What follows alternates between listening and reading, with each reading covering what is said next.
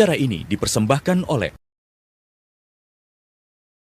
Halo pemirsa Inspirasi Pagi, senang sekali saya Komi Aprilia bisa menemani pagi Anda dalam program kami Inspirasi Pagi.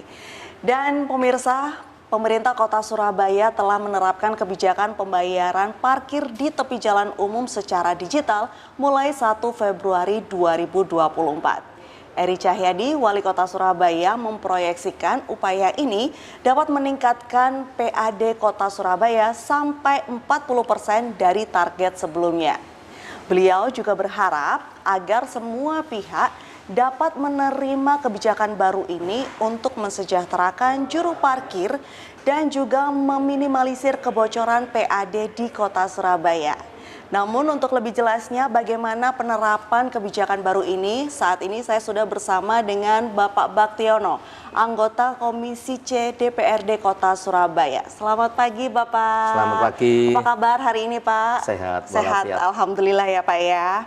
Pak, sebenarnya apa sih yang mendasari hingga dirasa perlu adanya digitalisasi parkir di Surabaya ini? Ya, memang parkir tepi jalan umum di Kota Surabaya khususnya ini setiap saat, bukan setiap periode juga, pergantian wali kota sampai pergantian kepala dinas perhubungan, dulu dinas parkir, itu senantiasa mendapat sorotan masyarakat.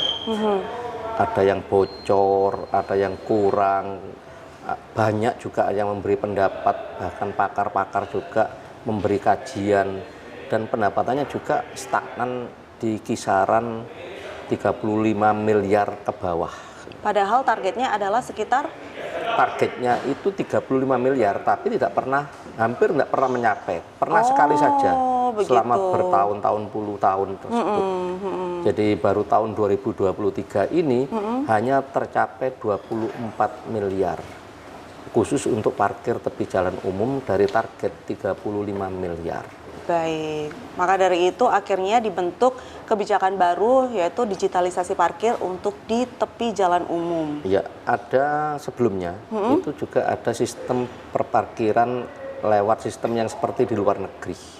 Bagaimana itu Pak? Jadi dia cukup membayar dengan ya kartu kredit kah atau kartu apa ya, seperti kartu debit itu juga diuji coba. Begitu ya Pak ya? E-money. Jadi dicoba di sekitaran kantor pemerintahan yang ada di Jalan Jimerto maupun Jalan Sedap Malam, wilayahnya areanya pemerintah Kota Surabaya. Tapi sampai saat ini pun alat sudah dibelikan, jukir juga sudah diberitahukan, warga masyarakat juga yang parkir situ, tapi kelihatannya tidak berjalan dengan baik. Perlu berjalan dengan baik begitu ya Pak. Kemudian apakah digitalisasi parkir ini efektif untuk mencegah kebocoran PAD yang selama ini terjadi sekitar 5 tahun ke belakang selalu tidak memenuhi target begitu Pak? Ya, jadi upaya Wali Kota Cak Eri Cahyadi ini berbagai macam cara termasuk melalui digitalisasi ini agar apa yang disampaikan warga masyarakat, yang disampaikan pakar dan sebagainya untuk meminimalkan agar kebocoran ini tidak senantiasa dituduhkan bahwa pemerintahan di Kota Surabaya ini tidak care. Ya, banyak yang harusnya bisa untuk dipungut dari retribusi parkir tepi jalan umum, tapi pendapatannya tidak maksimal. Karena kita lihat setiap tahun kendaraan roda 2 ini tambah. Dan setiap tahun kendaraan roda 4 juga bertambah. Betul. Tapi pendapatannya juga tidak maksimal. Selalu tidak memenuhi target begitu. Jadi ini dicoba di beberapa tempat untuk digitalisasi atau pakai QRIS kah atau pakai voucher, ini setengah diuji cobakan lebih dahulu.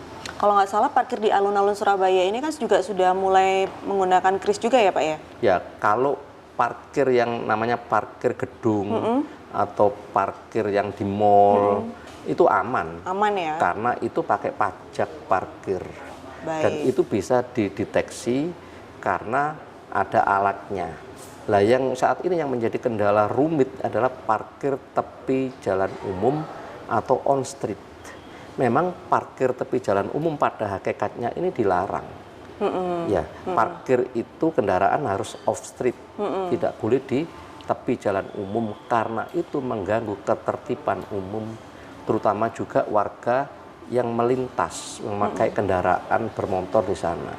Mereka seharusnya bisa berjalan dengan lancar karena mereka juga membayar pajak kendaraan bermotor.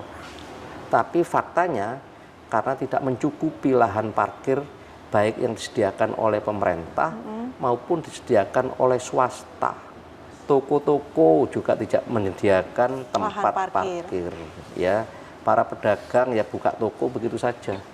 Beda kalau mereka menyediakan lahan-lahan parkir tersendiri seperti mall atau minimarket, nah itu baru beda.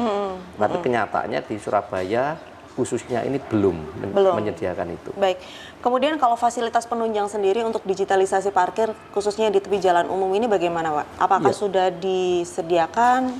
Sementara ini disediakan di beberapa tempat dalam hal uji coba untuk digitalisasi plus voucher tadi.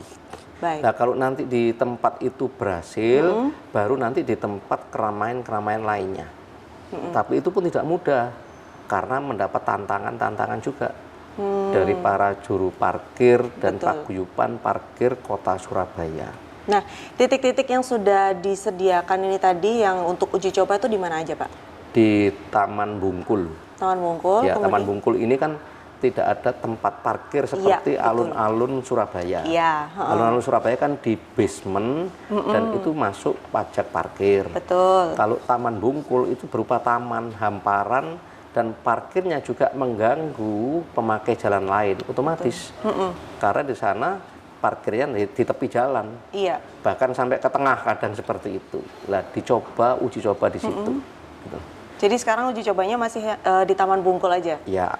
Sampai kapan ini Pak uji coba di Taman Bungkul sampai akhirnya nanti memutuskan untuk kita ke titik yang lainnya? Ya, di uji coba nanti akan dievaluasi juga bagaimana parkir yang ada di tepi jalan umum ini efektivitasnya menggunakan digitalisasi. Ya, Dinas Perhubungan tengah melakukan kajian-kajian terus. Itu ya sama dengan learning by doing. Iya. Nanti seperti apa kejadiannya, efeknya seperti apa terhadap juru parkir dan masyarakat seperti apa. Ini juga harus semua nanti bisa berjalan waktu ini seperti apa, termasuk masyarakatnya. Dan pengawasannya juga harus ketat. Nah, jangan sampai nanti Dinas Perhubungan menjadi tertuduh terus.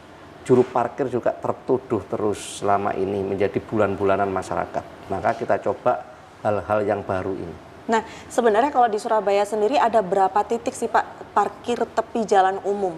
Ada 1.400 sekian titik. Wow. Baik yang skalanya seperti Taman Bungkul, yang skalanya cukup besar, juga yang skalanya cukup kecil, yang di depan-depan toko kelontong kecil itu. Jadi di sana itu cukup banyak titik-titik parkir yang ada. Dan semuanya itu memang dijaga oleh juru parkir mayoritas resmi, mayoritas terdaftar dan terregister nomornya juga. Makanya pakai rompi yang sudah ada registrasinya dari Dinas Perhubungan. Baik juga ada yang partikelir atau yang swasta yang memang dia menjaga di sana yang tidak terdeteksi oleh juru parkir.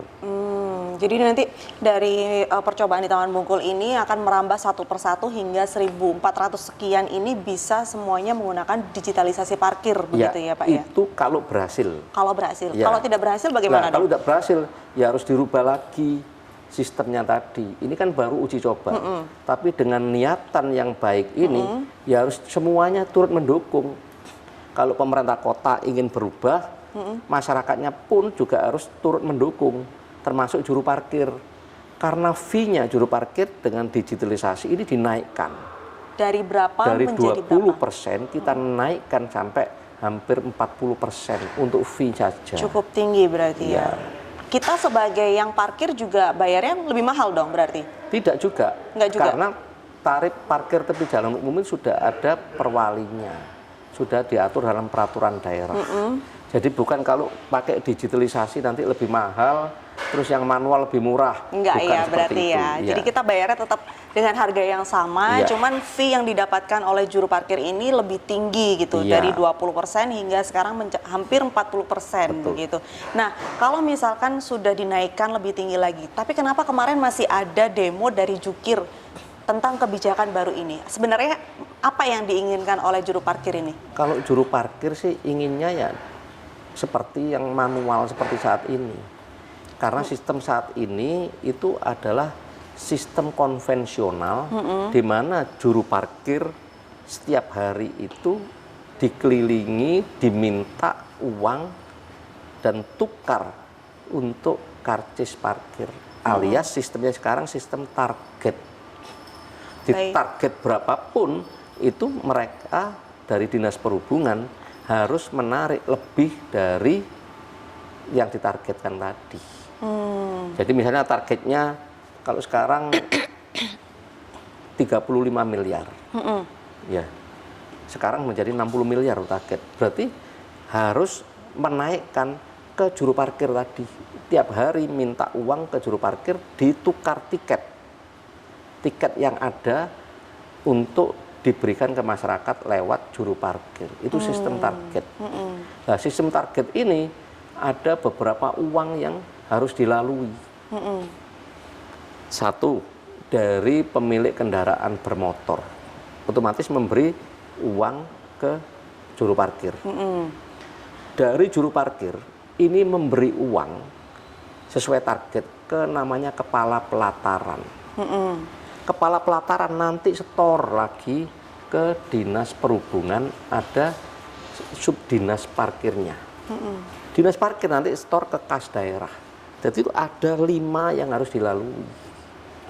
Makanya dengan sistem digitalisasi ini dipotonglah langsung masuk ke kas pemerintah Kota Surabaya. Untuk menghindari kebocoran dan untuk bisa mendeteksi berapa kendaraan yang parkir. Kendaraan roda 2 hari ini di tempat ini berapa. Itu terdeteksi.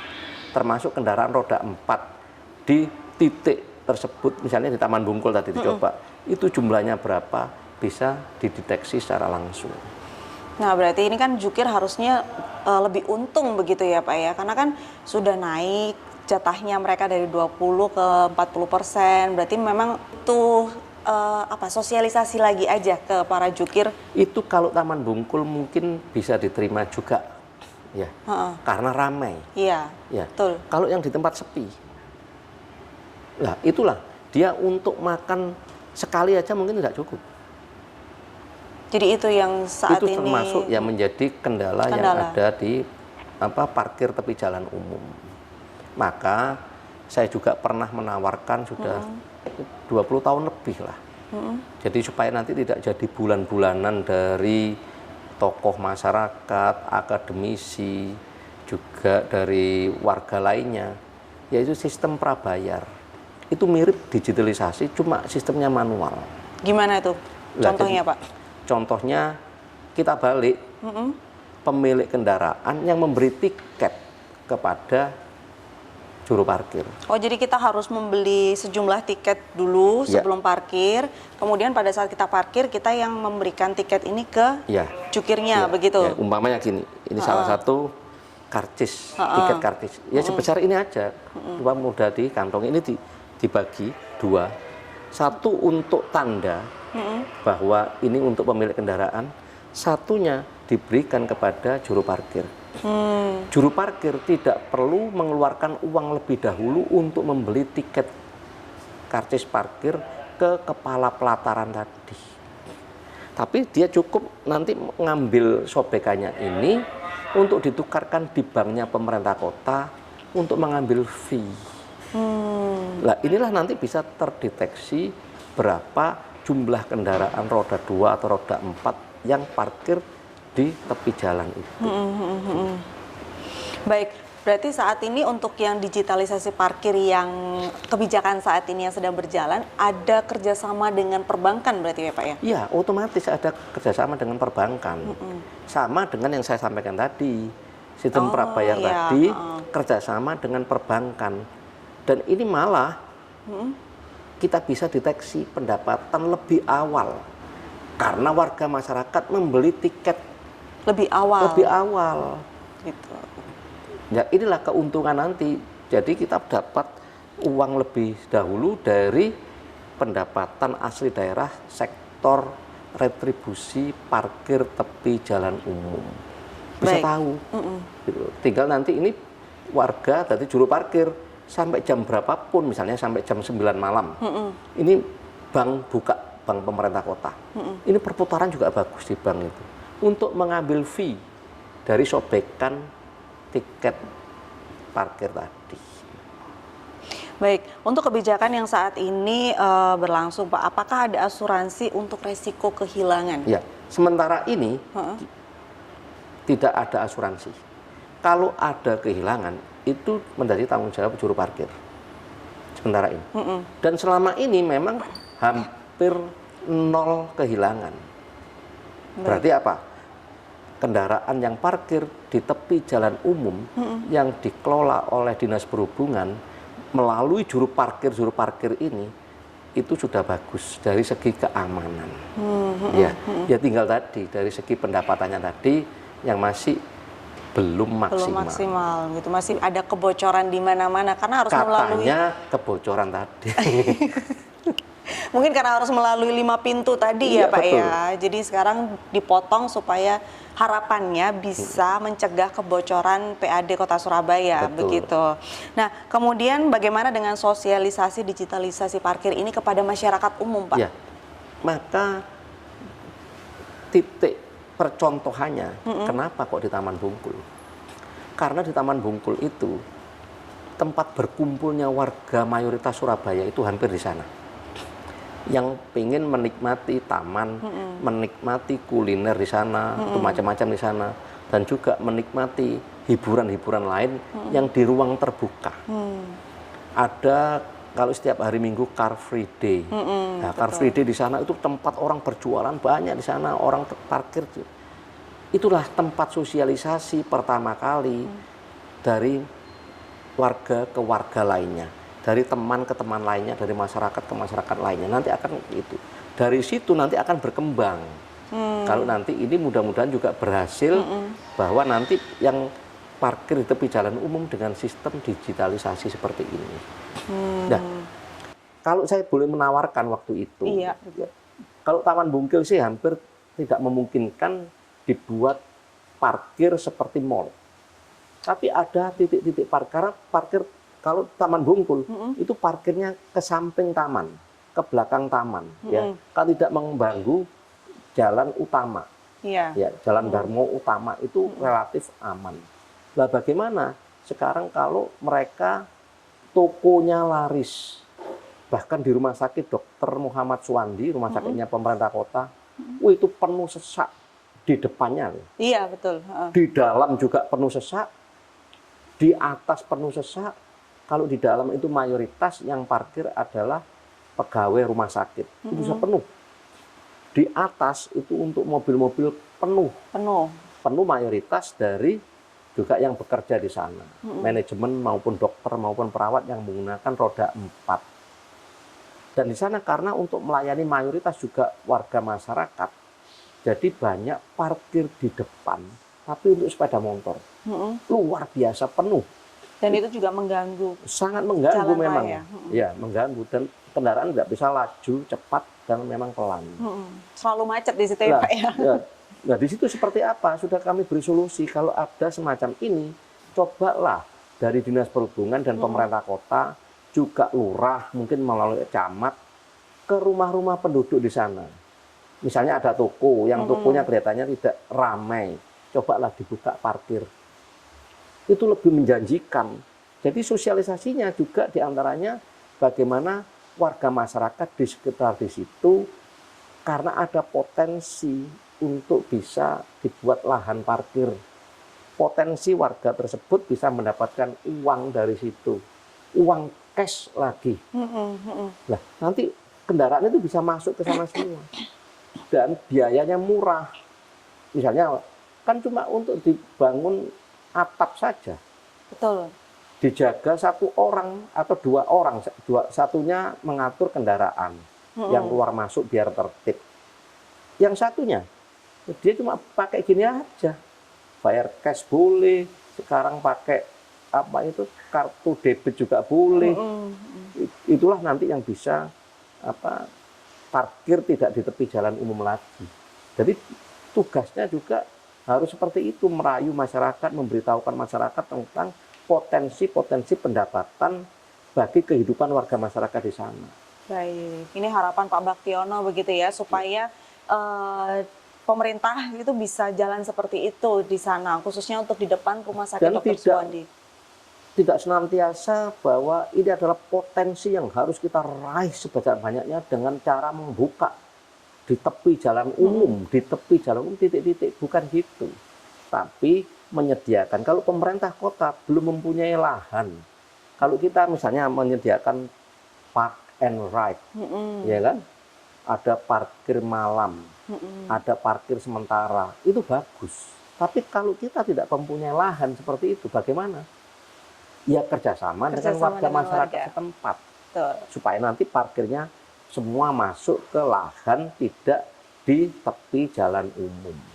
Nah, baik. Kemudian kita bicara soal pengawasan, Pak. Tadi kan sempat Pak Baktiono menyinggung bahwa pengawasannya ini juga cukup sulit terkait dengan digitalisasi parkir. Harapan dari Pak Baktiono sendiri, atau bagaimana sih sebenarnya pengawasan yang harus dilakukan khususnya oleh Dishub pada saat ini? Kalau pengawasan sekarang ini ya harus digital juga. Ya, kalau pengawasan dengan sistem mengawasi orang, mengawasi kendaraan, orang ini bisa lelah mengawasi segitu banyak. Ya, dipasang CCTV, dipasang monitor, bisa diawasi langsung mulai wali kota, wakil wali kota, di DPRD, sekretaris daerah, sampai di dinas perhubungan. Seperti halnya pengawasan terhadap namanya itu ATCS, Automatic Traffic Control System. Jadi kan di setiap traffic light itu kan juga ada apa? Ada kamera-kamera. Iya, ada CCTV-nya. Dari situ kamera-kamera itulah yang bisa tersentral dan diawasi di wali kota. Ada di dinas perhubungan. Berapa kendaraan tadi yang keluar masuk di traffic light dan bisa mengatur traffic light tadi itu berapa detik, berapa menit di situ, termasuk di parkir. Jadi bisa dideteksi lewat itu. Kalau pengawasan secara langsung ya boleh juga dilakukan, tapi ya melalui CCTV di titik-titik itu juga harus dilakukan. Ya Pak ya, karena kalau nggak gitu nanti malah ya, pasti ada aja untuk keamanan juga gitu. Bisa, untuk keamanan itu juga bisa. Jadi makanya mana orang tadi yang wah ini bayarnya tidak pakai digital tapi bayarnya ke juru parkirnya sendiri, itu nanti bisa dideteksi. Kalau misalkan ada kecurangan seperti itu bagaimana Pak? Nah, makanya pengawasan ini disampaikan, ya kan? Jadi kita proteksi lebih dahulu. Nah kalau tidak ada pengawasan, tidak dipasang alat seperti itu sebanyak titik ini, kita mengeluarkan banyak biaya juga untuk tenaga pengawas. Tapi melalui digitalisasi, melalui kamera, melalui CCTV, itu kan lebih hemat, efisien, dan efektif. Jadi dari situ diberitahukan, semua diawasi melalui CCTV dan tersentral ini. Barang siapa melanggar akan dilakukan tindakan. Itu pasti mikir juga dan disosialisasikan juga lewat juru parkir juga. Ya, jadi harus ada peraturan yang jelas juga ya Pak ya untuk kami pengguna kendaraan bermotor agar tidak melanggar gitu. Ya, betul. Jadi bayarnya ya pakai sesuai dengan anjuran atau aturan yang disampaikan oleh pemerintah kota. Baik. Kemudian kendala saat ini yang sudah ada apa aja Pak? Kendalanya ya penolakan itu karena memang belum terbiasa. Belum terbiasa ya. Karena mereka sekarang yang banyak protes diantaranya tempat saya ini parkir paling banyak 20 kendaraan.